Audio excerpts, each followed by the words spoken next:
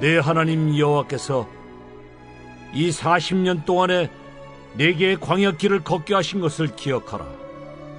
이는 너를 낮추시며 너를 시험하사 내 마음이 어떠한지 그 명령을 지키는지 지키지 않는지 알려 하심이라. 너를 낮추시며 너를 줄이게 하시며 또 너도 알지 못하며 내 조상들도 알지 못하던 만나를 내게 먹이신 것은 사람이 떡으로만 사는 것이 아니요 여호와의 입에서 나오는 모든 말씀으로 사는 줄을 내가 알게 하려 하심이니라. 이 40년 동안에 내 의복이 헤어지지 아니하였고 내 발이 부르트지 아니하였느니라. 너는 사람이 그 아들을 징계함같이 내 하나님 여호와께서 너를 징계하시는 줄을 마음에 생각하고 내 하나님 여호와의 명령을 지켜 그의 길을 따라가며 그를 경외할지니라. 네, 안녕하십니까. 좋은 아침입니다. 사람은 무언가를 깨닫기 위해서 사는 존재입니다. 그래서 인간은 끊임없이 배우고 또 공부를 하려고 합니다. 그런데 물론 교육과 어떤 배움과 어떤 공부가 어느 정도 인간에게 깨달음을 가져다 줄 수는 있지만 또 성숙하게 만들 수도 있지만 가장 좋은 교육이라고 한다면 그것은 당연히 경험일 것입니다. 인간은 경험을 해야만 진짜 배우게 되고 또 뭔가를 깨닫는 존재인 것이죠. 그런데 인간이라는 존재의 더 큰 비극이 뭔 줄 아십니까? 무언가를 깨달았다고 하는데 그게 또 오래 가지는 않는다는 데 있습니다. 너무나 쉽게 아주 빨리 망각해버린다라고 하는 사실입니다. 그래서 또다시 원점으로 돌아갑니다. 인간의 일생이라는 것은 무엇인가라는 질문을 던졌을 때 그냥 흔히 딱 떠오르는 게 뭐냐면 다람쥐 쳇바퀴입니다. 다람쥐 쳇바퀴 돌듯이 무한 반복을 하면서 원점으로 회귀를 반복하는 거예요. 그러다가 죽을 때가 다 되어서야 비로소 철이 들고 죽을 때가 되어서야 깨닫더라는 사실이죠. 어찌 보면 죽기 전에라도 뭔가를 깨닫게 된다면 그것도 다행이고 감사한 일인지도 모르겠습니다. 그만큼 인간이라는 존재는 무지하고 어리석고 이기적이며 고집스럽게 자기 마이 웨이를 가는데 인간은 쉽게 변하지 않는다는 것에 인생의 근본적인 문제가 있다라고 할 수 있습니다.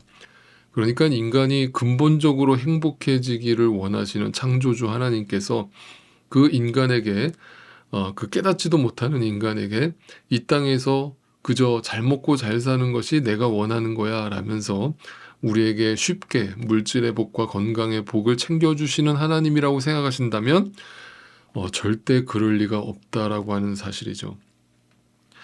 인생의 목적이 진짜 무엇인지를 알지 못하고 살아가는 인간에게 하나님이 무조건 이 땅에서 잘 먹고 잘 살기를 바라신다?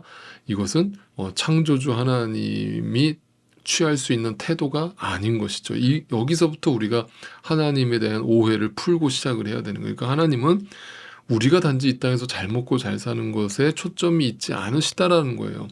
그걸 이해하는 게 어떤 구절이냐면 여러분 호세아 말씀을 잠깐 봅시다. 호세아 6장 6절 말씀을 보시면 이런 말씀이 있죠. 나는 하나님이에요. 나는 자비를 원하고 제사를 원치 아니하며 번제보다 하나님을 아는 것을 원하노라. 이렇게 되어 있어요. 여러분 이 구절이 무엇을 나타내 주는 줄 아십니까? 하나님이 우리 인생을 통해서 원하시는 게 한 가지밖에 없다는 거예요. 그게 뭐예요? 나를 알라는 거죠. 나 자신을 믿으라는 거예요. 내가 너를 창조했고 내가 이 세상을 창조했으며 내가 너의 근원이고 뿌리야 라면서 내가 너의 시작이고 끝이야 라면서 그 하나님을 알라라고 얘기를 하는 거예요. 그런데 우리는 끝까지 그 하나님이 도대체 왜 필요한데요? 라면서 내가 하나님이 되어서 살아가는 존재를 죄된 인간이라고 성경은 가르쳐 주는 것입니다. 그래서 하나님이 우리 모든 인생에게 원하는 것은 한 가지밖에 없다. 하나님을 더 알아가라라는 거예요. 그 알아간다는 것이 바로 깨달음이고 믿음이고 또 아는 것이죠. 그것을 경험을 통해서 알게 하시는 거죠. 그래서 그것을 깨닫게 하시기 위해서, 경험을 통해서 알게 하시기 위해서 우리에게 허락된 곳이 바로 뭐예요? 어떤 장소예요? 그게 바로 광야 40년인 거예요. 광야, 풀 한 포기, 물 한 모금 얻을 수 없는 고난의 연속 행군, 그게 인생이라고 성경은 말해주는 거예요. 그런데 그 광야를 우리가 스스로 걸어 들어갔다라고 착각하지 말라는 거예요. 잘 보세요. 그 광야로 인도하신 분이 누구라는 거예요. 성경이 하나님이시라는 거예요. 하나님이 우리를 그 광야로 인도하셨다는 거예요. 그러면 거기에 하나님의 목적이 있다는 거예요. 하나님이 인도하셨다라는 것을 잘 생각해 보세요. 그러면 하나님이 우리 인간을 괴롭히시려는 것이에요. 그게 목적이에요. 우리를 죽이시려는 것에 목적이 있는 거예요. 우리를 괴롭혀서 우리가 죽어가는 모습을 보면서 통쾌하시는 그런 폭군이신 하나님이신 거예요? 아니잖아요. 그러면 하나님의 그 목적이 있다면, 하나님이 우리를 일부러 광야로 인도하셨다면 그 광야의 목적이 뭐겠어요? 경험을 통해서, 그 고난을 통해서 누구를 알라는 거예요? 하나님을 알라는 거잖아요. 하나님의 목적을 발견하라는 거잖아요. 그래서 우리는 이 광야를 통해서 한 가지만을 기억하면 되는 거예요. 하나님을 만나면 되는 거예요. 그러니까 여러분, 이 광야를 어떤 고난의 장소로만 이해하지 마세요. 이 광야를 고난의 장소로 이해하는 순간 이 광야라고 하는 인생의 시간을 다 무의미하게 바라볼 수밖에 없는 거예요. 우리는 여기서 아무것도 배우지 못할 것이고 아무것도 깨닫지 못한다라고 정의를 내려버리고 그러고 남는 것은 뭐밖에 없어요? 불평, 불만밖에 남을 게 없는 거예요. 그걸 뭐라고 얘기하자면 에베소서에서 사도 바울이 세월을 아끼라 이렇게 표현하잖아요. 그 아끼라라는 말이 뭐냐면 엑사고라죠. 이건 뭐냐면 시간을 건져 올린다예요. 건져 올린다.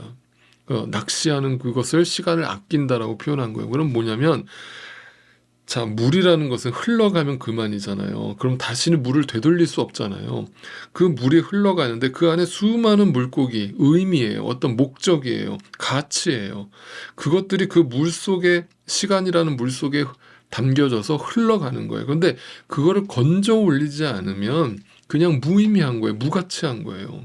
그러니까 그 인생이 그냥 고난이고 아픔이고 슬픔이고 그러고 끝나는 거예요. 그건 뭐밖에 없는 거예요? 허무밖에 없는 거예요. 인생은 그렇게 끝나면 허무한 거예요. 그런데 그 속에 목적이 있다는 거예요. 가치가 있다는 거예요. 그게 뭐예요? 하나님을 만나는 거예요. 그걸 건져 올리는 시간이 광야의 시간인 거예요. 그래서 광야는 고생길이 아니라 하나님을 건져 올리는 시간이고 하나님을 알아가는 은혜의 통로의 시간인 거예요. 그래서 오늘 본문에서 하나님은 이스라엘 백성들에게 그 유명한 말씀을 하고 계시는 거죠. 사람이 빵으로만 사는 게 아니다. 말씀으로 산다.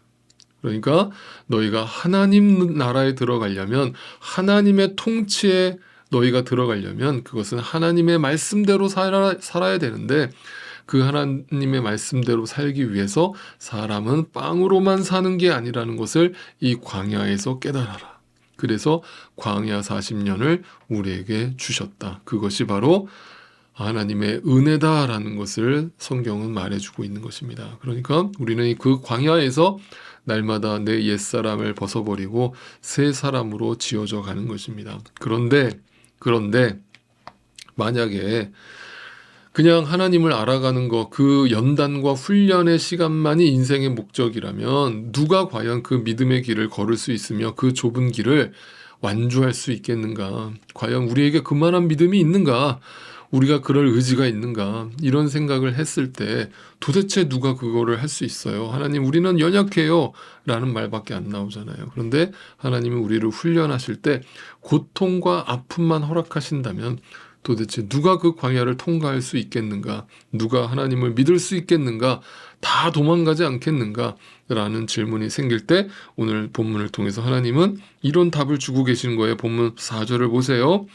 지난 40년 동안 당신들의 몸에 걸친 옷이 헤어진 일이 없고 발이 부르튼 일도 없었습니다. 자, 뒤를 돌아봤더니 이게 뭐예요? 뭔가가 보였는데 그게 뭐냐면 훈련만 있는 게 아니라 하나님을 알아가는 고된 연단의 시간만 있는 게 아니라 그 가운데 하나님이 나와 함께 하셨다라는 흔적이 남더라는 거예요. 하나님이 나를 보호하셨다는 거예요. 하나님이 나를 인도해 주셨다라는 거예요. 네, 불기둥과 구름기둥으로 만나와 메추라기로 그 광야 40년을 내가 돌아보니까 그 순간순간 너무 힘들었는데 뒤를 돌아보니까 신발이 헤어진 것이 없고 옷이 헤어진 것이 없고 은혜로 여기까지 왔더라. 네.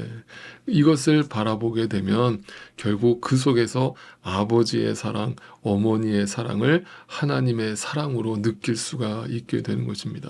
여러분 정리해 볼까요? 우리는 경험하지 않고는 깨닫지 못하는 어떤 무지하고 고집스러운 존재임을 먼저 인정하세요. 그래서 하나님은 우리로 하여금 하나님 나라에 어울리는 백성으로 빚어가기 위해서 광야를 허락하신 것입니다. 그런데 그 광야는 고난의 행군만이 아닙니다. 우리를 하나님께 더 가까이 나아가게 만드는 은혜의 통로로서 그 광야가 주어졌는데, 그런데 그것이 만약 고통스럽기만 하다면, 아프기만 하다면 과연 누가 그 훈련을 이겨낼 수 있으며 견뎌낼 수 있겠는가? 그 속에서도, 그 광야 속에서도, 그 고독과 외로움과 슬픔과 아픔 속에서도 하나님의 보호하심과 하나님의 인도하심과 하나님의 동행하심이 우리와 함께 하셨기 때문에 그 광야 40년 뒤를 돌아보았더니 은혜 아니면 설명하지 못하는 수많은 은혜의 증거물들이 남았더라. 그리고 안 변한 것 같았는데, 안 변할 것 같았는데 하나님의 은혜로 나라는 인간이 변했더라. 내 안에 그 증거가 있더라. 열매가 보이더라. 그것이 하나님으로부터 받은 믿음으로 인해서 주어진 열매임을 알고 하나님께 찬양과 영광을 돌리게 되더라. 사랑하는 성도 여러분, 여러분에게 주어진, 우리에게 주어진 광야를 기뻐하십시오. 그 광야를 당연히 받아들이십시오. 당연히 여기십시오. 사람이 빵으로만 사는 거 아니고 하나님의 말씀으로 산다는 걸 날마다 깨달아가게 하시기 위해서 하나님께서 우리에게 주신 선물이고 은혜임을 확인하십시오. 그리고 하나님 왜 나에게 이런 광야를 주셨냐고 불평하지 마십시오. 하나님 어디 계시냐고 아우성치지 마십시오. 지난 40년 동안 당신들의 몸에 걸친 옷이 헤어진 일이 없고 발이 부르튼 일이 없음을 확인하신 후에 그동안 내가 하나님께 투덜거렸던 것들을 민망해 하시면서 멋쩍어 하시면서 하나님께 찬양과 영광을 올려드리십시오. 감사하십시오. 그리고 고백하십시오. 하나님, 감사합니다. 내가 무슨 말이 더 필요하겠습니까? 이것이 광야를 살아가는 믿는 성도의 삶의 자세가 될 것입니다. 이 은혜로 오늘도 살아가시는 이 광야의 길을 주님을 의지하여 주님을 바라보고 걸어내시는, 또 끝까지 완주할 수 있는 저와 여러분이 되시기를 주님의 이름으로 축복합니다.